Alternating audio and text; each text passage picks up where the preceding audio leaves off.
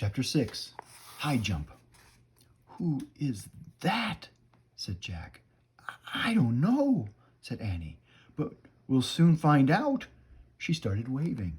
"No," said Jack. He grabbed her arm. "Let's go back to the base before he gets here." "Why?" said Annie. "We don't know who he is," said Jack. "We don't know if he's friendly or mean or what." "But we can't go back," said Annie. "We haven't found the fourth M thing yet. We won't be able to go home." "It doesn't matter. We can lock the door at the moon base until he goes away," said Jack. "Then we can get new air tanks." Jack hurried to the moon buggy. "Come on!" He jumped into the driver's seat. Annie gave a little wave to the dot in the sky. Then she climbed into the moon buggy. The buggy took off. "Careful!" said Annie. They bumped over the rocks as Jack turned the buggy around. Then they zoomed toward the pass. Jack steered around craters and rocks. More than once, the buggy nearly tipped over. "Whoa, slow down," said Annie. They were almost at the mountain pass. Suddenly, a cloud of dust flew up in front of them. The ground trembled. "Watch it!" cried Annie. Jack couldn't see a thing. He stepped on the brake. The buggy jerked to a stop. The dust settled. A giant rock had fallen into the narrow pass. It was stuck between two walls of rock. They were trapped. Jack quickly found a picture of a giant rock in the moon book. He read aloud. "Rocks of all sizes crash into the moon from outer space. These rocks are called meteorites."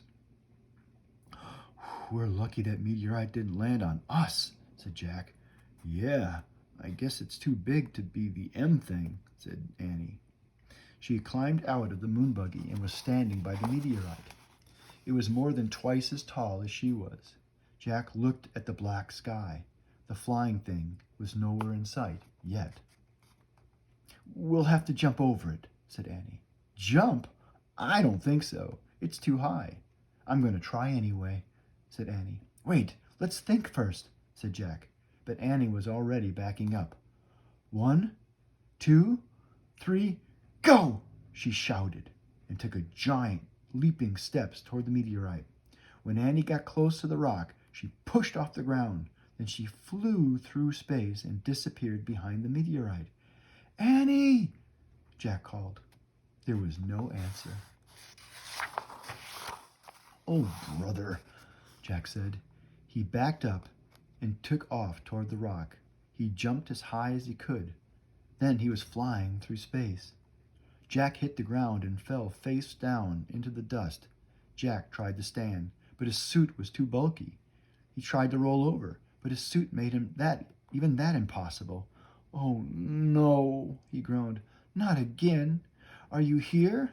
asked Annie. "Did you make it?" "Yes." Jack was relieved to hear her voice, but he couldn't turn his head to see her. He could only hear her over the radio. "Can you help me up?" he asked. "Nope," said Annie. "Why not?" "I fell down too," she said. "Oh, brother," Jack sighed.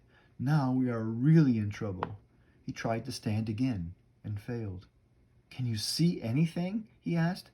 "Just the sky," said Annie. "Wow, is it weird?" "I'm worried about our air tanks," said Jack. "I feel like it's been 2 hours." "Jack," said Annie. "And what about that moon man?" said Jack.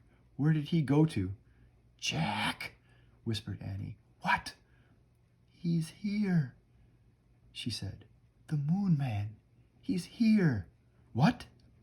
"He's standing above me."